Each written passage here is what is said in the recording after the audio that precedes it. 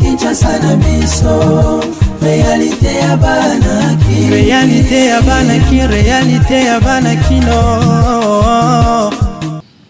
Député ya FCC basengi na ministre ya PTN TIC Augustin Kibasa Maliba a démissionné pour balobi bazali na motion contre ye kasi esengeli ko ba peli susu côté ya UDPS Kibasa espace Grand Katanga bango balobi ba ko continuer ko soutenir mwana mboka Augustin Kibasa Maliba pe basali message moko ya soutien pona ko talisa ete bazali de cœur na ye pe basengi na ba politicien baluka biloko ya ko récupérer lisolo ya ram ezali likambo ya ko sala récupération politique te. En 24 heures, il y a descente na yeli susu na kati ya Assemblée nationale esika pi mwana mboka Augustin Kibasa Maliba akokende ko répondre na ba question ba députés nationaux kati ya selile na ye moko na bango a réagissa ki pe lisusu mukolo lelo pona kolobaka kalikambu ya taxe oyo ya ram bokolanda yango na édition ya mokolo ya lelo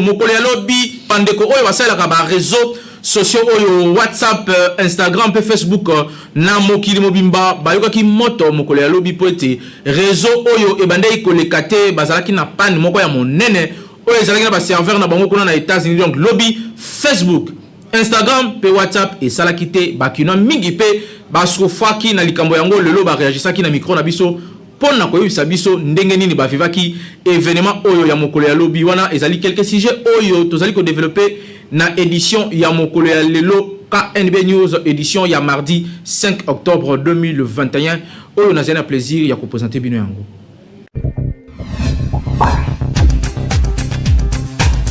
Tofonga la édition oyo pona ko sabino ke mokolo ya lelo chef de l'État Félix Antoine Tshisekedi Tshilombo a salaki clôture il y a année 2020-2021 pe ouverture il y a année académique 2021-2022 il y a collège de hautes études de stratégie et de défense oyo bazali ko benga CHESD et Salema Kibongo liboso ya homologue na ye président congolais Denis Sassou Nguesso pe bakondi ya ndenge na ndenge ya gouvernement bazalaki wana pe ya sécurité ya mboka na biso nde mokonzi ya mboka apesaki na ba lauréat nyonso oyo ba participaki na formation oyo ba diplôme pona ko certifier mosala oyo bauti ko sala pe ko fongola session ya sika pona ba nouveaux inscrits tokozonga yango na édition na biso ya mokolo ya lobi avec force détail kaka ndenge na lobaki na ebandeli ya édition oyo ba député ya FCC ba sangani bango nyonso lokola moto moko pona koyebisa na ministre Augustin Kibasa Maliba ministre ya PTN TIC a démissionné nyonso oyo kaka suite ya taxe ram bolanda.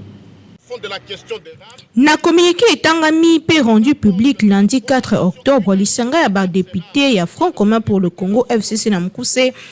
basengi suppression ya registre des appareils mobiles RAM na Mukuse remboursement ya ba crédit au déjà bazwa ki pe démission ya ministre ya PTN TIC Augustin Kibasa Maliba.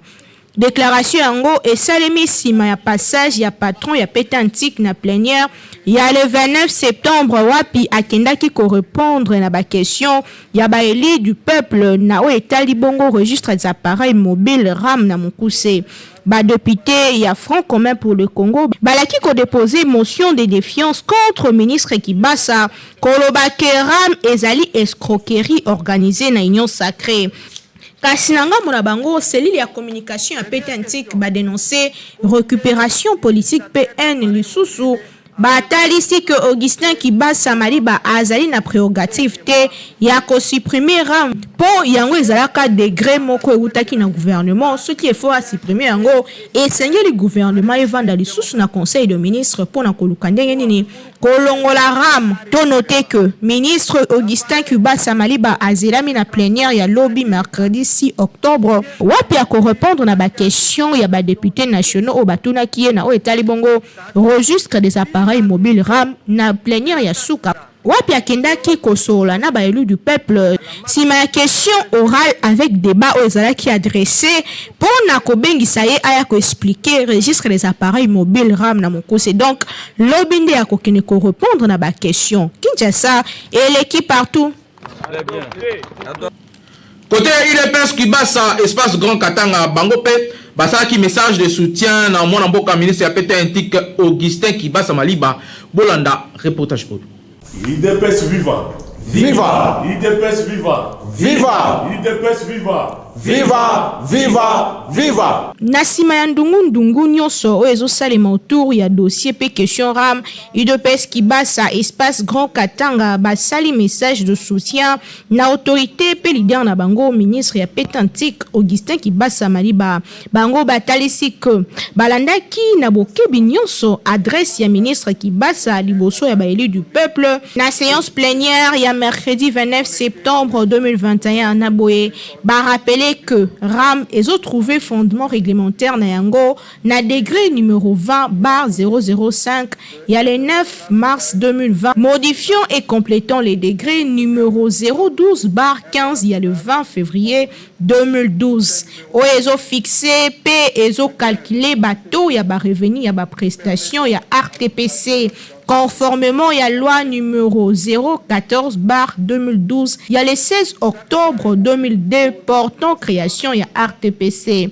Naboye sengeli koyeba pe kobosanate que RAM ezali innovation ya gouvernement o ezako visé ko pesa na mboka na biso registre les appareils mobiles locaux là na bamboka misusu oyo bazali na économie numérique avancée. Opinion esengeli baye balisusu que sima ya audition ya patron ya Petantique mingi kati ya ba député to pe ba élu du peuple ba balola ki vrai sens ya maloba ya ministre Augustin Kibasa na boyende bango ba UDPS Kibasa espace Grand Katanga ba vandi kimiate bango ba telemeli comportement pe ba propos ya ba élu nationaux na autorité pe leader ya UDPS Kibasa oyo azali ko sala musala na ye kitoko pe azali kaka kokokisa na mobimba nyonso vision ya chef de l'État oyo ezali épanouissement ya secteur ya télécommunication pe ya nouvelle technologie awa na mboka na biso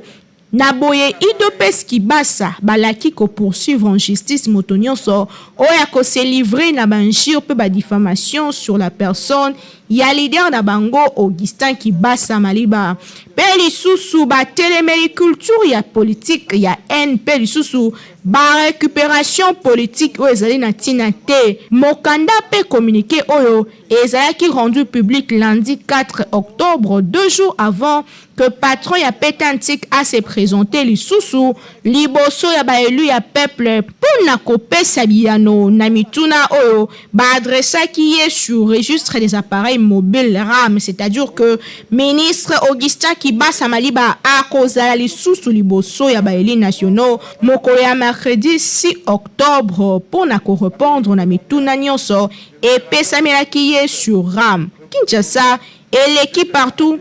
UDPS viva! Viva! UDPS viva! Viva! Viva! Viva! Frédéric Kibasa, père fondateur. Augustin Kibasa, aide-l'aide. Fatinde Mokonzi. À 24 heures, il y a descente, il y a Mokonzi, il y a pété un tic, moi, Augustin Kibasa Maliba dans l'Assemblée nationale pour nous répondre à la question, il y a des députés nationaux, Moko, il y a des communicateurs, il y a le ministère Oyo, a réalisé qui awa, na micro, il y a Hervé Zaka, et Naomi Mpila. Ram ezali ko pesa, wana ezali avantage ya liboso, ça permet à l'État congolais de maîtriser, d'avoir un moyen de contrôle dans le secteur des télécommunications. Yami Balé, ils allaient permettre dans l'État congolais à lutter contre Otobengi, ba téléphone où ils allaient contrefait, où ils allaient avoir conséquences d'abord sur le plan sanitaire, puis ils allaient échapper à contrôle. Puisque ba appareil Tchombonyoso, ils allaient un numéro d'identité internationale à Yango Otobengi email. Kasi ba téléphone où ils allaient ambata mingi ils allaient kanaba numéro anate. Alors moyen ba retracer yango ezope sa moi kokoso ndena yango bazui mokano ya ko mettre en place projet RAM pour lutter contre contrefaçon. RAM ezali invention ya gouvernement congolais té ezali recommandation ya union internationale ya télécommunication pour na amélioration ya qualité ya réseau. Soki okei en Afrique du Sud okokuta RAM. Soki okei na Zambie, okokuta RAM ezali, na Rwanda ezali, na Uganda ezali, na Tunisie, na Tanzanie, na Turquie, liste ezali molai. Esengeli bandeko bayeba ke mboka batongaka yango na ba taxe, batongaka yango na ba impôt. Esengeli tozala na soki to lingi développement ya mboka esengeli to pesa bakambi makoki ya ko développer mboka au lieu to banda ko sengaka de gauche à droite. Projet RAM avant ezala ekota en application et ça là qui débat na kati ya conseil des ministres. Ça veut dire que ce qui conseil des ministres ici est validé et ça likambo ya ministre te wana est commis projet ya gouvernement et ce gouvernement a été investi par l'Assemblée nationale où ezali représentation il y a population topé il y a peuple congolais. Donc koloba était ministre azali ko kende libanda ya vision ya mokonzi ya mboka ezali kozanga koyeba ministre qui basa tikala jamais koloba que RAM ezali ko financer topé ezali ko futa ba enseignant na cadre ya gratuité à lobby RAM ezali ko permettre tout ça la accompagnement ya gratuité à travers projet, il y a interconnexion, il y a entité éducative. Ça ne veut pas dire que RAM ezali ko financer gratuité, topé ezali ko futa ba enseignant. RAM ezali ko financer ba projet na domaine ya numérique. Ça veut dire ezaka na domaine ya éducation ce qui toki na domaine ya santé, il est prévu interconnexion ya ba hôpitaux. Donc ezali na logique wana. Derrière cette histoire, il y a une campagne d'intoxication. Na utaki koloba na ebandeli que RAM ezali ko permettre na gouvernement to état congolais azala na moyen ya contrôle ya ba société à télécommunication asina ngambo wana bandiko na bango bazali ko boya contrôle wana balingi kaka des ordres ezala po ba continuer ko sala ba manœuvre na bango o wana nde ici esika bitumba ezali ko uta yango okomona ke ezali na bandiko mususu bango bazwi kanyaka pona ko kotisa makamo ya lokuta na mitu ya ba congolais kasi manso wana eko décourager ministre te à si à se préparer mukolo ya lobby a kokende liboso ya ba député pona ko pesa ba réponse bango sikoyo nde bako tala soki bakozwa décision ba telemi ba lobby ke ba suspendre RAM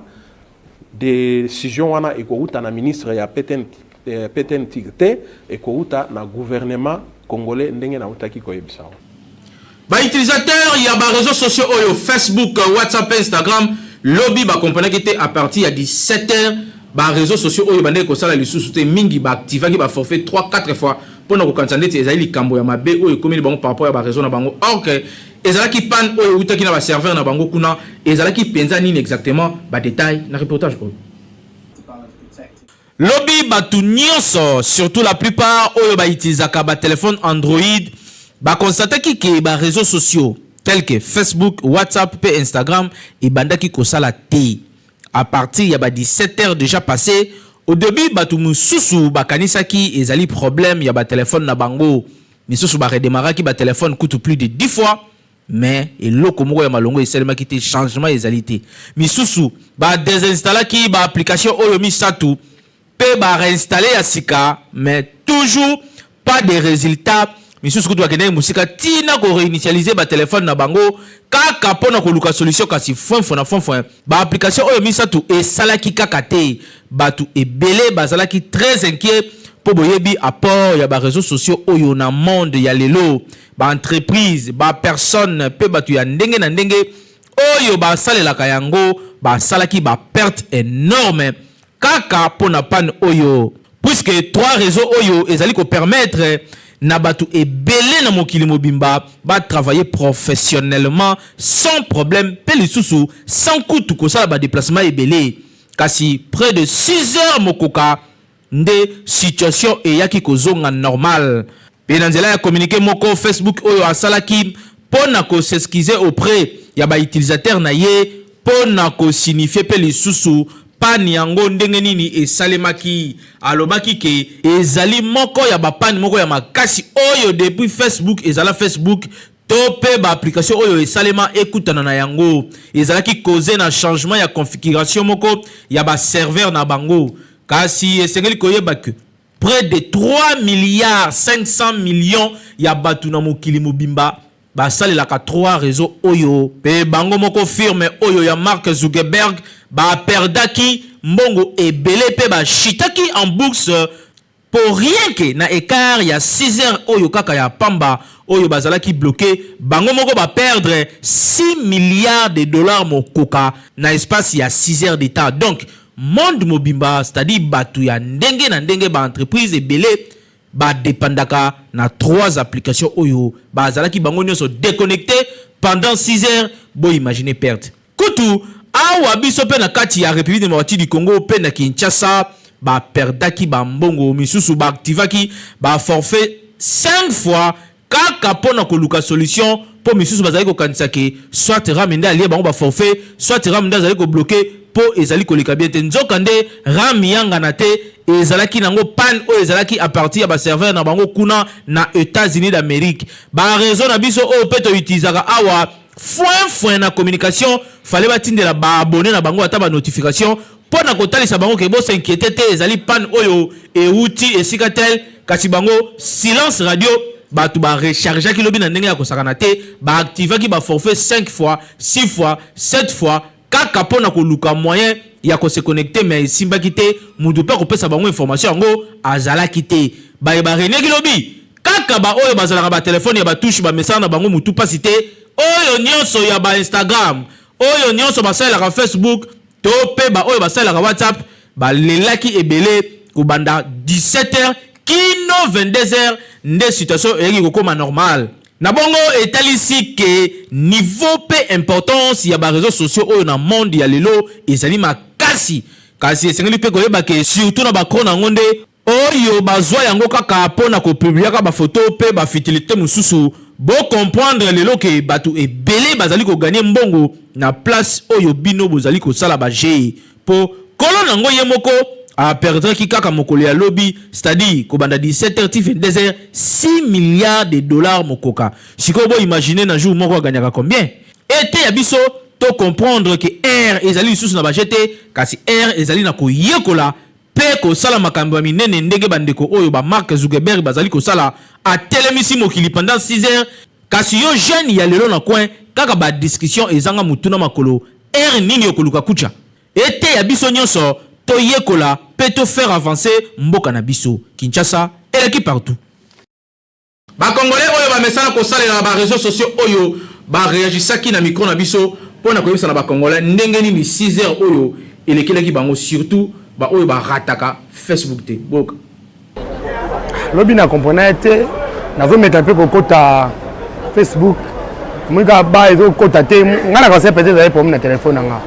Na meki na réessayer non yo simbate jiti na ndenge to koma butu et puis na olala na tongo na meki un peu na monango ekoti et c'est par là que on comprend que le téléphone est un problème c'est ça qui dérangeait parce que na ba client il fallait na comme la bonne partie il y a Facebook tous avaient peine la communication là mais il y avait pas moyen de recevoir là bango et un péché parce que le cola minute na ba système baram oyo à partir ya Facebook na za facilité à se connecter na mutu ko so anaye to so ana facilement parce que ya on est on permettre ngala ça business na mala mais tant que internet peut ni Facebook eza qui bloqué moyen na ça musala vraiment mala mo eza kité WhatsApp ezo sala te ba méga na tiake belé na salé le côté donc baby kaka boy so senga bazong c'est la biso ba méga na biso na ça là on a ba WhatsApp ko tinda ba image en tant qu'agent immobilier ko tinda ba image ko ça ba communication belé ça nous facilite beaucoup mais on a été tozaki bloqué journée mobimba biso to comment ça la mingi nous sala na internet ba bloqué biso à partir de 17h biso to sala ba mobilier ndaku na ville pour to travailler na internet WhatsApp Facebook to tinda ba offre ba client ba yaka na par rapport il y a offre de peste tout dans la page na biso mais lobby à partir de 17h va bloquer biso va tout ça pe musala to longer ba tout la sabilo musto za nango va bloquer ka biso ka bo sans même ba signaler biso ça veut dire que ba bomba ki biso fort ba prochainement so ba sala biloko wana pour va signaler rata biso on a internet ba tout mi ba commencer la rara musala commencer à na internet Facebook WhatsApp musala commencer le mara bo mobilier tout le monde ça la marqué on a tout le monde ça la communication internet tout le monde ça la marqué ceux qui les a qui va bloquer faut pas signaler la biso va tinata message mo bokété internet connexion et la té boy mais tant bon ça la biloko en tout cas et ça la bien té lobby piaka ya GT na ko sauter mon frère en tout cas na regrette makasi pourtant lobi fa na zo mbongo mais moi ko zo mbongo ezali te wana kutu na lali kutu na kana kutu téléphone kutu fini na bwaka jango wapi kutu kana mabe bazangi singa kutu mbongo lobi na ndenge ya GT. Bon, par rapport à l'événement lobi c'est dérangé c'est tellement makasi éviter ce moment kambo no c'est à dire à quoi vraiment il y avait une perturbation et quand il voit mais quand à partir de 17h jusqu'à 23h connexion mais qui bien et permettre vraiment de vivre dans le monde internet c'est ça c'est un business par rapport il y a des réseaux sociaux sur par rapport mais quand biso et permettre de monter ni signe ni même on a un geste par rapport pour que que connexion ça vraiment invalidé ça m'a dit brusquement bon et permettre vraiment bisoter c'est là va mettre un peu vraiment que ça moins un peu rétrocréation c'est-à-dire bah méga la biso ça va permettre que baso ils sont pour que tout ça là et sûrement biso. Rentrée scolaire et salemaki mokolo ya lobi kasi to sengi na ba parents oyo nanu bana bazongi classe té bo wolisa déjà ko somela ba fourniture oyo cahier yao pe stylo Simba ezali produit Beltesco pe ezali ya qualité supérieure et ko sunga bana na ne oyo toujours na souci ya kosunga mboka pe kosunga population congolaise kaka ndenge boyebeli société oyo monene na République démocratique du Congo Beltesco toujours pembeni ya population na ko accompagner bango na nyonso lelo lisusu ayeli bino ba kaye yao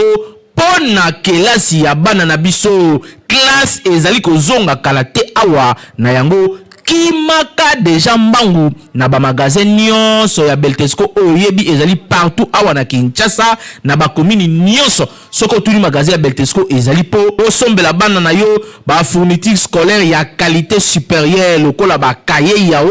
ba stylo Simba pe ba cahier cartonné ya ba format nyonso ozana besoin ozwa ba cahier ya qualité pe ba stylo ya kitoko pona bana na yo année scolaire oyo bazala à l'aise kimambango na ba boutique ya Beltesco okozala desiti tozana ba cahier à 100 feuilles quadriligne tozana ba cahier à 48 feuilles quadriligne tozana ba cahier à 24 feuilles quadriligne tozana pe na ba cahier à 12 feuilles quadriligne ko bosana te tozali pe na ba stylo Simba ezokoya ezokoma tozana ba stylo Simba ya bleu tozana ba stylo Simba ya rouge tozana pe na ba stylo Simba ya noir tozali lisusu na surprise mususu mbula oto bakisi toyina ba cahier cartonné ya ba jeu kitoko o bana balingaka ko bosana te balobi tangu ozali ko somba kaye yao vérifier bien soki ezali na logo o ya Beltesco po ba mwifi bazali ebele o bazali ko pirater yango donc soko sombi ya mwanza ekolia yo okoumela nango te po ekosenga o bakisa mususu kasi soki osombi ya Beltesco ozali mobimba ane mobimba bana bakotanga kitoko po bakaye na bango pe ba stylo na bango ezali ya qualité supérieure o tolobaki te tolobi Beltesco vraiment mosungi ya mboka Kinshasa et l'équipe partout.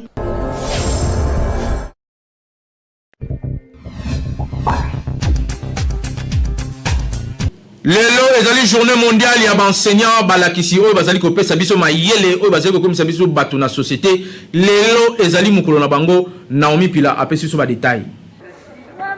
Le 5 octobre à chaque année, il célèbre la journée mondiale des enseignantes et des enseignants. Un jour kaka après rentrée scolaire na mboka na biso, moko na lelo mokilezo kanisa. Bae o basimba ka crepe basala ka mosala ya ko pesa connaissance na bana pe ko préparer bango ya ko affronter vie future na bango.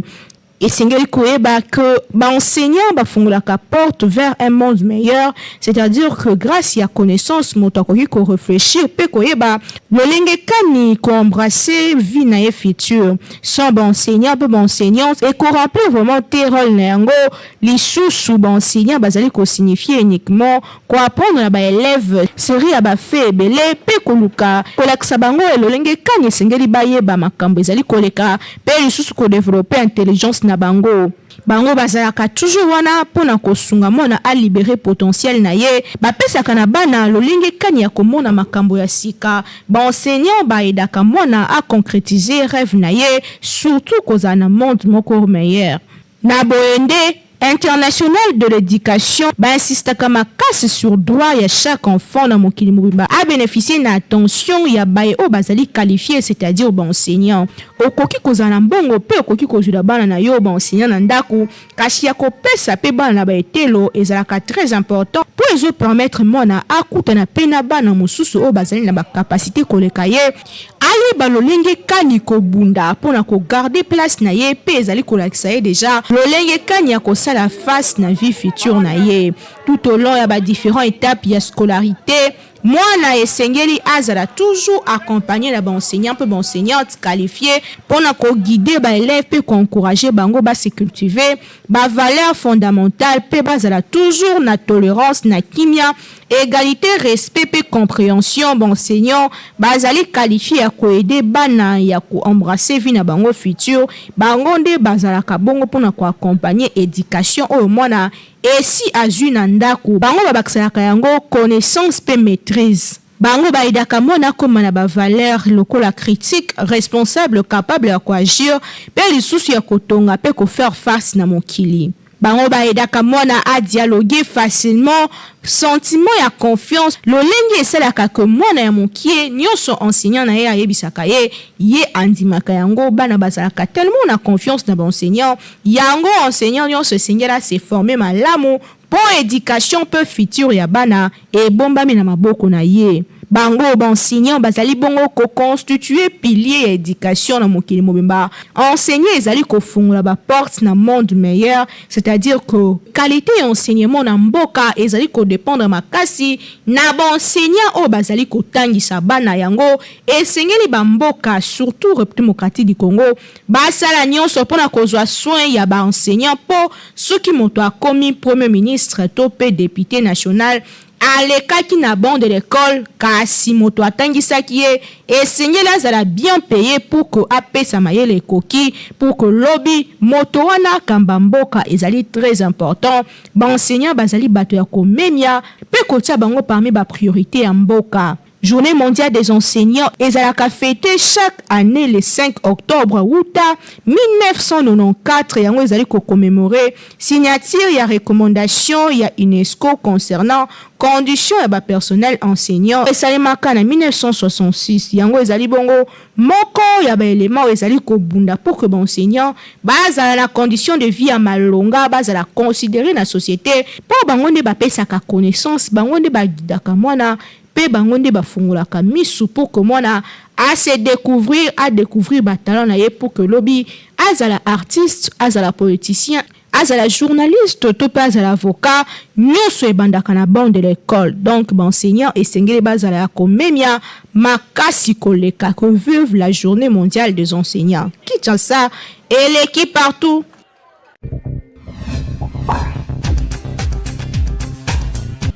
Renaissance bana ya fibo bocha maele poko pola boye ezali kitoko te bauta ko pola lobby na équipe ya AS Simba ya Kolwezi na score ya 2-1 ezali bongo na compte ya 27e édition ya Lina Foot pour le reportage.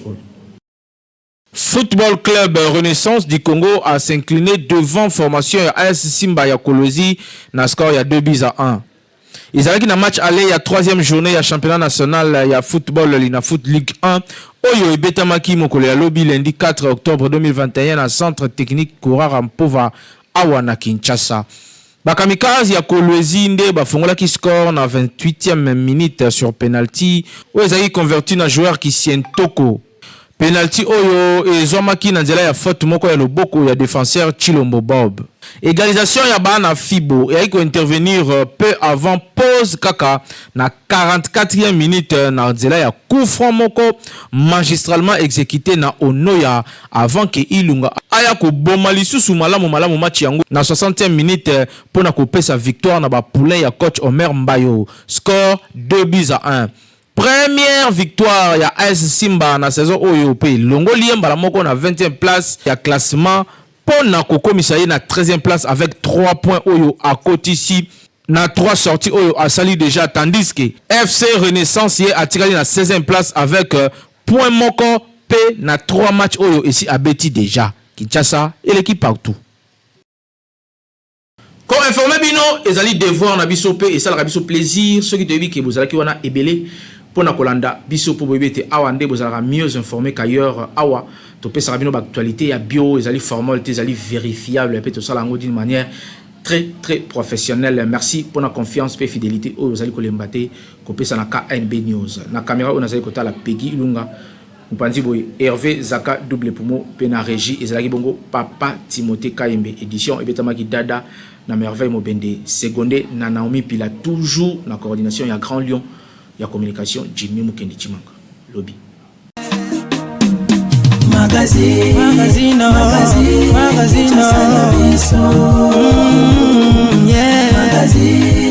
Magazine Kinshasa na biso réalité ya banaki réalité ya banaki